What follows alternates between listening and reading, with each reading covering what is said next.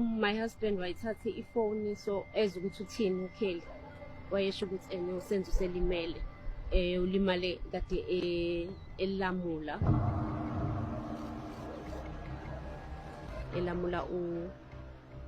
udada wakaKelly exabana ne-boyfriend yakhe.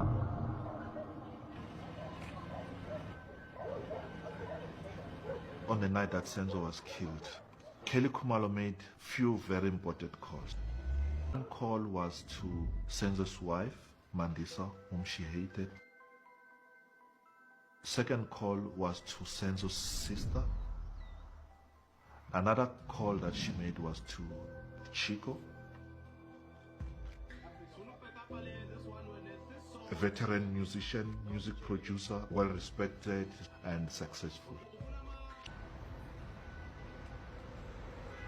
For me, that phone call is questionable. Kelly had 3 cell phones, Zandi 1 cell phone longer, so there were a minimum of 10 cell phones in the house. The gunman came and took only 1 cell phone. I mean, there's a BMW X6 in the driveway.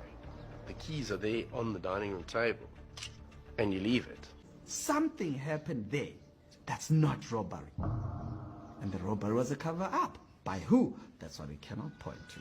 Who was jealous that Sangweni was busy cheating with Zandi. His girlfriend had disappeared with 2 men, 2 women.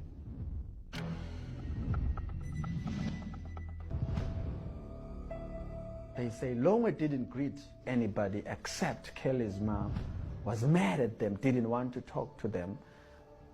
But what was key for me, that Mtowo said, he said, kwabasengathi kudlule ingelosi yokufa.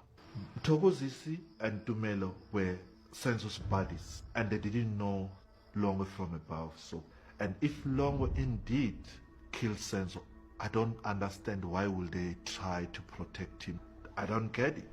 If it happened, then it means something happened behind the scenes that we don't know of. You shut up. You keep quiet. Nobody speaks. You know, there's got to be something like that happened. It is just very weird as to why there's like a dead end.